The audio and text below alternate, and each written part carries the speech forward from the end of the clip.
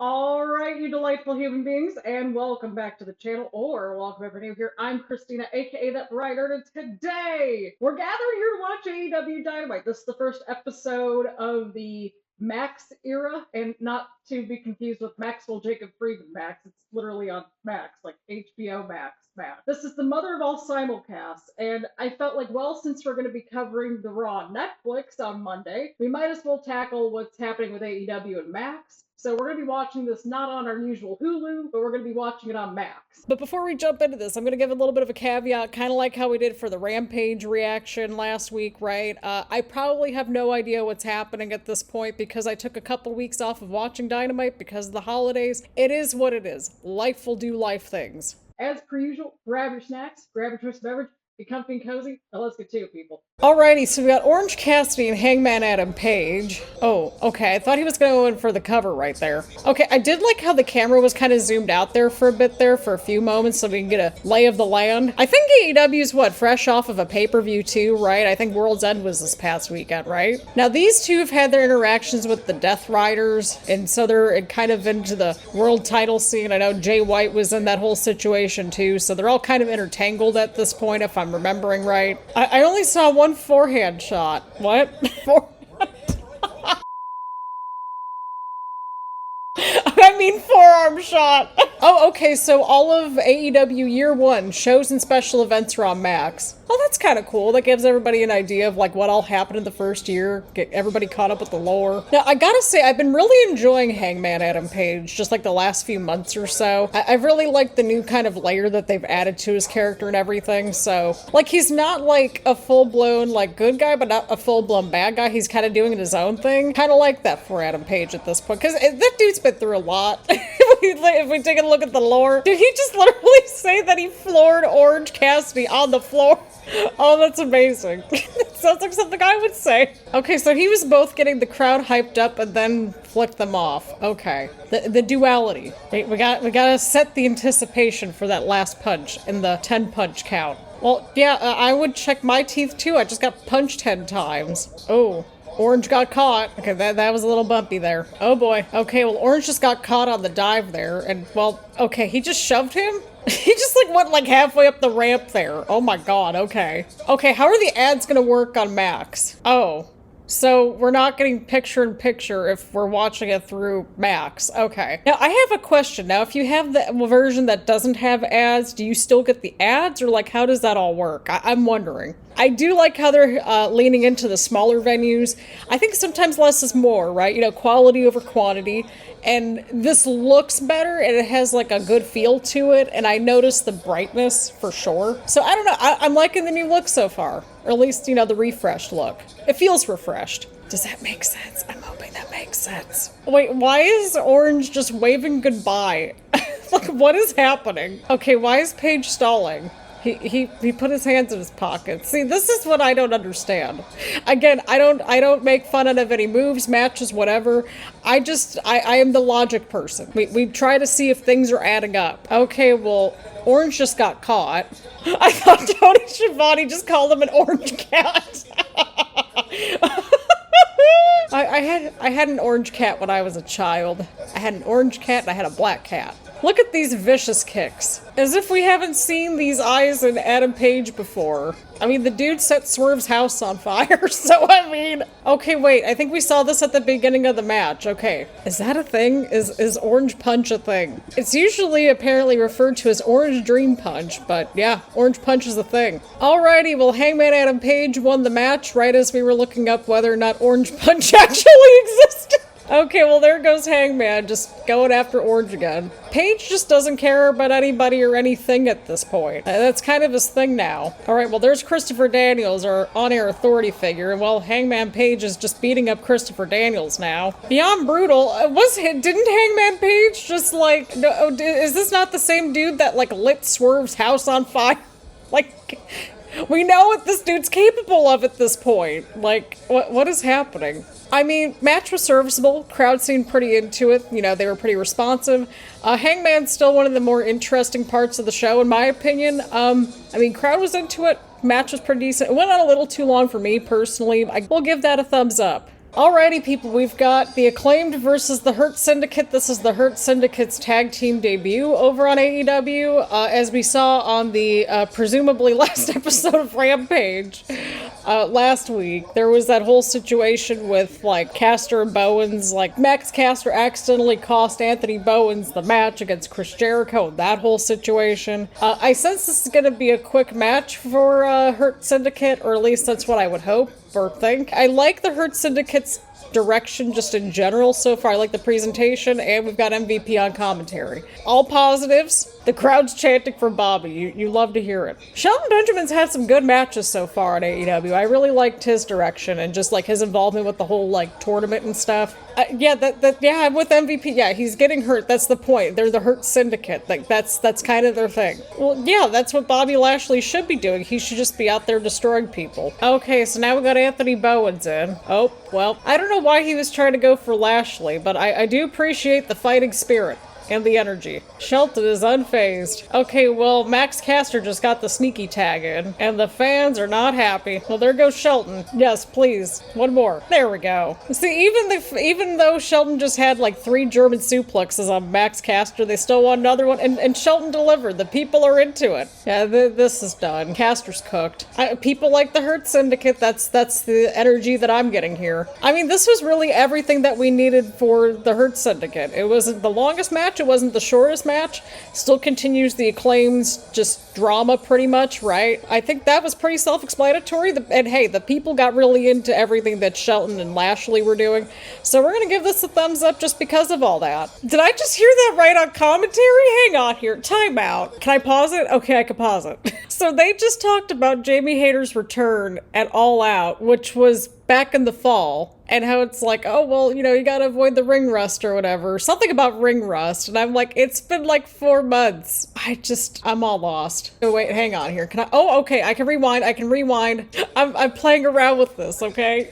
That's what we're here for. You know what's really funny? I remember like going back to watch the clip from our like very first Rampage reaction ahead of doing the last Rampage reaction last week. And that was when Jamie Hayter, I think, popped up. And I was like, who's Jamie Hayter? And I gotta say, she's become one of my favorites to watch. It's a full circle moment. Oh, there goes Julia right after Jamie. I don't know if she crashed into it, but she went into the ring apron. Wait, she didn't go into the ring apron, right? No. Who went into the ring apron? Did I miss something? Because I don't think anybody went into the ring apron. Oh, did she just like... Oh, okay, she just stopped herself from going into the steps. Oh, okay, Julia just landed on the steps. Okay, that was a cool little moment on the steps there. Okay. Say, instead of the actual advertisements, can we get that nice little calm sort of ad break blue screen thing that we've been getting for the ads instead? Because I like the calmness of it. Either way, we're back from commercial break. We've got Julia Hart and Jamie Hayter. Jamie Hayter's just going right for Julia Hart. Again, I don't know why we keep stalling before pinfalls. That's one of my, like, stupid little pet peeves in wrestling, I think, just across all these shows that we've been watching. It's like, why are we stalling for a pin? Go for the win. I was gonna say, Julia had a minute there to recover. There we go. Yep, she was too close for that one. I would agree. Oh, but the legs. Yep, there's the leg and the knee. Okay, what are we doing here? Julia's still trying to fight out of this, I think, or something's going on here. No, she's got like some kind of an arm bar of some capacity locked in, but Jamie's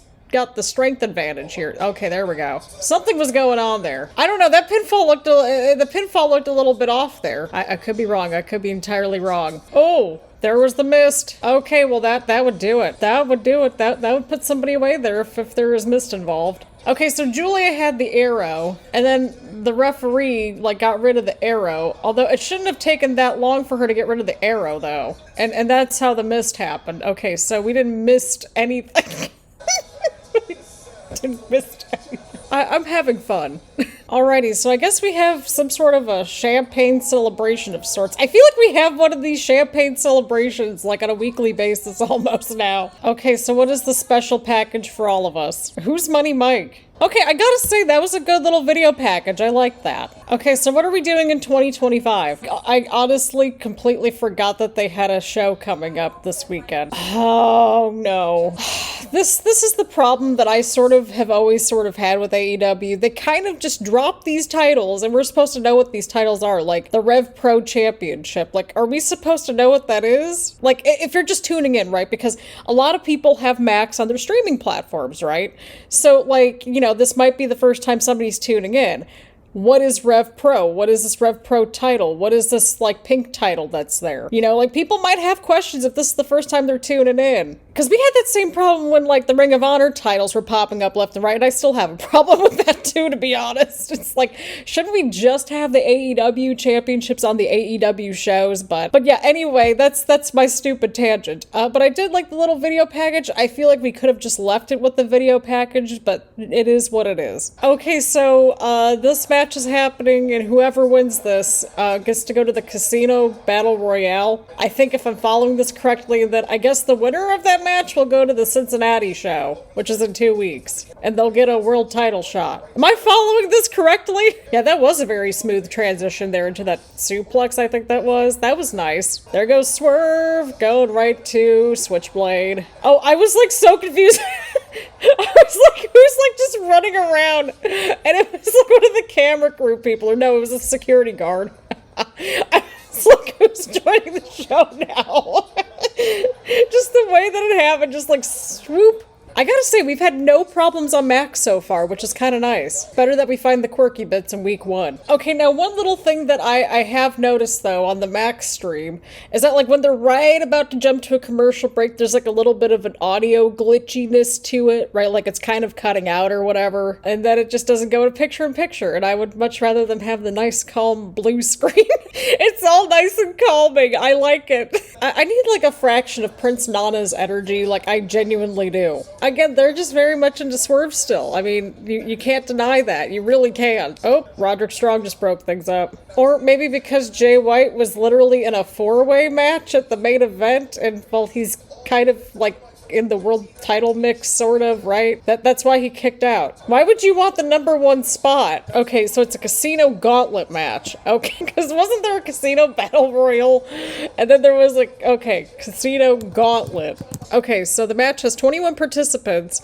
The participants are grouped by the suit. They draw from the deck of cards, and in the order they enter is determined by random draw. So, okay, so if this match can actually end, like, before everybody gets out of the ring, you do want to be that first person in there. Okay, I'm following along with this. Okay, well, Ricochet is just in the crowd. Wait, was that a pair of gold scissors? I think Swerve's out, y'all. Ricochet just hit Swerve with a pair of golden scissors. I'm concerned at this point. You think he's neutralized for the rest of the match? He just got hit with a pair of golden scissors by Ricochet. Oh my god. Okay, well, Jay White won, and I'm just concerned for Swerve at this point. That's all I got, y'all. That's all I got. All right, so Jeff Jarrett's out here. He's making an announcement. He's got the guitar and the boots. We got a double J chant happening too. Love to hear it. I mean, that is a good point. One single decision could just really just have that rippling effect. There were definitely a lot of them with Jeff Jarrett over the years, I think. The fans are chanting no as he's holding up his boots now. Do it on your own terms, Jeff. I think that's what all the wrestlers want, right? Like, they want to end their career on their own terms. Okay, so this is his last talent contract. Okay, so we're gonna get the final road, the final stretch with Jeff Jarrett. Hold up, what? We are in a timeline where we have Jeff Jarrett going after a world title in 2025. This was wild, but hey, I mean, the people were captivated, they were invested, and this dude was just going. He was cooking on the microphone a little bit. I didn't know where it was going necessarily, but we're gonna have to see what happens. But I will say that I've liked his interactions with, like, Danielson and Hangman in the last few months, so I'm wondering if that kind of influenced things a little bit. But I mean, hey, we all want to see everybody, end their careers on their own terms and ride off into the sunset, right?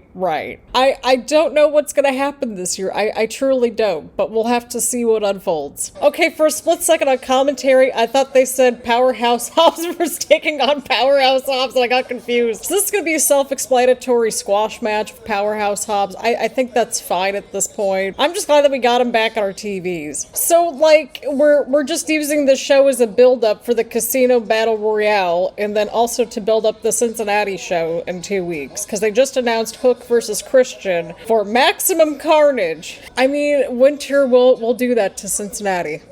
Winter weather will do that, and we're gonna get plenty of it. And well, Powerhouse Hobbs wins, so I mean, it was expected. This did what it needed to accomplish. Okay, so we've got Rated FTR, and we've got the Death Riders, a 6-man tag in the main event. This makes all the sense in the world. I guess we're now just calling Adam Copeland Cope now, so the Rated R Superstar Cope. Well, I mean, Rated FTR, didn't they just, like, you know, become a team, like, last week, like, on TV and everything, like at the pay-per-view? Because I think Cope returned, right, from injury and everything at World's End. Right? Oh, nope. Okay, well, there goes Claudio over the top rope. Okay, so we're on to the outside of the ring again. I feel like we keep going to this part of the ring, like, early on in, like, every single match, it seems like. Or at least most of the matches. Not every single one. Most of them, though. Wait, what? Well, there goes Marina just pushing Cope right into the post. Alrighty, we're back from the commercial break. I finally got a water.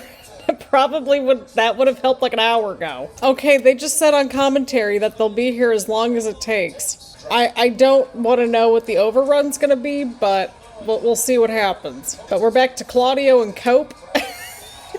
That sounds like it could be a tag team right there. All right, now we got Dax in the action here. Okay, well, he just took out Moxley and Claudio. Wait, Wheeler Yuta's in the match now, I think, right? Well, there goes Claudio again. Oh, well, he just caught Yuta right there. Oh, I thought that was a 3 count. I thought I saw that referee's hand go down there for the 3. Okay, so we got Dax and Wheeler now. Okay, we got a little bit of a sneaky roll-up. No, it is not a sneaky roll-up. All right, Wheeler kicks out. Okay, what's going on here? Okay, we've got Dax and Wheeler on top of the turnbuckle. All right, well, there goes Dax and Wheeler. To both of them. Like, that took a lot out of both of them, I think. Okay, so Claudio just came in and just, like, used his head to break up the pin, I think, right? Okay, well, there goes Claudio clearing house. Oh, okay. That was sneaky. Wheeler got some good distance on that splash there. It's 9:57. Why are we going to commercial break? Okay, so we're back from the 10 o'clock commercial break at 10:01, so we're into the overrun. Like, we couldn't have just ended the match and then just went to the... Okay. Alright, so we got Moxley and Cope. Now, I mean, I would be okay with this being a standalone match with Moxley and Cope. That would make sense to me. Alright, we're back outside the ring because Moxley's trying to run away. Apparently, like, his nose is bleeding or something. Wait a second here. Are we just not gonna have a count out or anything? Because, like, aren't these two, like, who are supposed to be in the middle of the ring? Because we're in the crowd right now. Okay, so they just mentioned the count out, but I'm not hearing a count for a count out. I mean, the referee is just, like, trying to get them back into the ring. Like, he's not counting, I don't think, right? Because I'm not hearing any counts.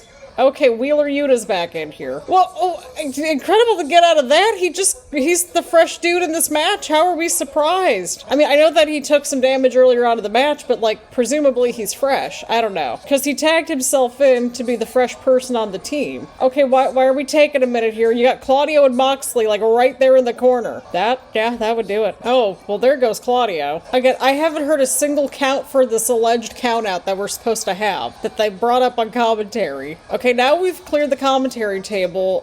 Cope is on the commentary table. Something's going on here at the commentary table. Claudio's getting into it with the ref. I think Moxley just flicked off the ref. Okay, well, who's there? Who's right there? Okay, well, that's Jay White. I knew it before the commentators did. Okay, well, no, this makes sense because Jay White, like, obviously he was in that 4-way at the pay-per-view, and then he also won that triple threat match earlier to come in at number 1 for next week's Casino Gauntlet. Okay, and then who wins that match will go on to face Moxley. Okay, I'm seeing how this is roughly adding up here, but this is just a lot. I don't remember who was supposed to be legal in this match at this point. Wasn't it Wheeler and Cope, right? Where were the countouts in this match? Because they kept bringing up countouts on commentary. Rated FTR wins. Cope defeated Wheeler Yuta. Wheeler keeps getting the L's for the Death Riders, I think, if I'm remembering correctly. But I mean, hey, you know what? This was serviceable. I'm fine with Rated FTR winning this match, given that they are in Asheville, right? Like, this is their town. That makes all the sense in the world to me. So I'm not mad at that at all. The crowd was into the match, especially towards the end there. And you know what? We'll take that as a win.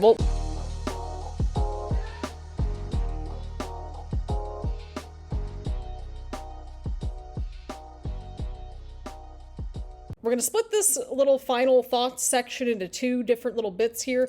The first part is how AEW looked like on Max and just the overall presentation, because I think we need to chit chat about it.